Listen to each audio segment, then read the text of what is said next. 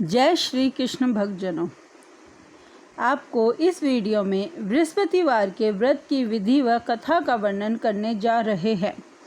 बृहस्पतिवार का व्रत वीरवार के दिन किया जाता है। इस दिन बृहस्पतिवार महादेव जी की पूजा होती है।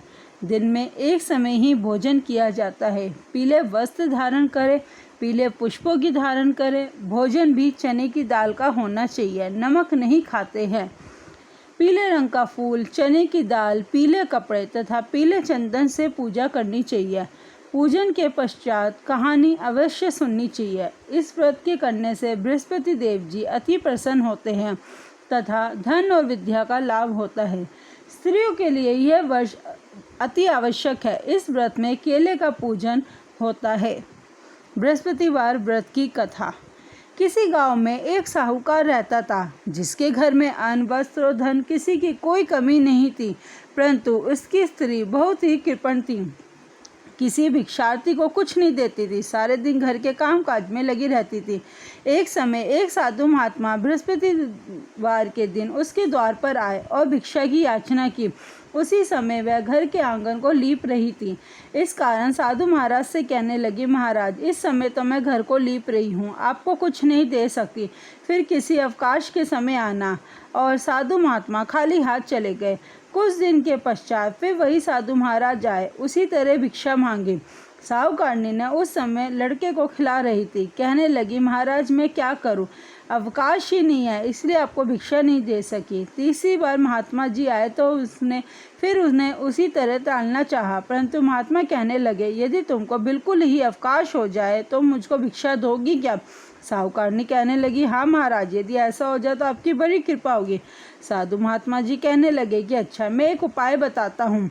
तुम बृहस्पतिवार को दिन चढ़ने पर उठो और सारे घर में झाड़ू लगाकर कूड़ा एक कोने में जमा करके रख दो।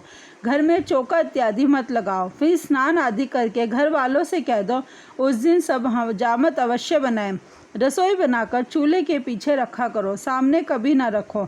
सायकाल को अंधेरा होने के बाद दीपक जलाया करो तथा बृहस्पतिवार को पीले वस्त्र भी मत धारण करो। ना पीले रंग का वस्त्र धारण करो, ना ही पीले रंग की किसी भी चीज़ का भोजन करो। यदि तुम ऐसा करोगी तुम्हें घर का कोई काम नहीं करना पड़ेगा। साहूकारनी ने ऐसा ही किया। कुछ काल बाद उसके घर में खाने को एक दाना न रहा। थोड़े ही दिनों में फिर वही महात्मा आया और भिक्षा मांगी। सेठानी ने कहा, महाराज, मेरे घर में तो खाने को अन्न नहीं है, आपको क्या दे सकती हूँ? तब महात्मा जी ने कहा, जब तुम्हारे घर में सब कुछ था तब भी तुम क्या देती थी? तब पूरा अवकाश है, अब तब भी कुछ नहीं दे रही हो, तुम क्या चाहती हो वह कहो। तब सेठानी ने हाथ जोड़कर प्रार्थना की, महाराज, अब कोई ऐसा उपाय बताओ जिससे मेरे घर में पहले के जैसा धन धान्य हो जाए। अब मैं प्रतिज्ञा करती हूँ कि अश्वमेघ जैसा आप कहोगे वैसा ही करूँगी। तब महात्मा जी ने कहा, बृहस्पतिवार को प्रातःकाल उठकर स्नान आदि से निवृत्त होकर घर को गौ के गोबर से लीपो तथा घर के पुरुष हजामत न बनवाए। भूखों को अन्न जल देती रहो। ठीक सायकाल दीपक जलाओ। यदि ऐसा करोगे तो तुम्हारी सब मनोकामनाएं भगवान बृहस्पति देव की कृपा से पूर्ण हो जाएगी। सेठानी ने ऐसा ही किया। उसके घर में धन धान्य वैसा ही हो गया जैसा पहले था। बोलो बृहस्पति देव भगवान की जय, विष्णु भगवान की जय, लक्ष्मी नारायण भगवान की जय। जय श्री कृष्ण भक्तजनों।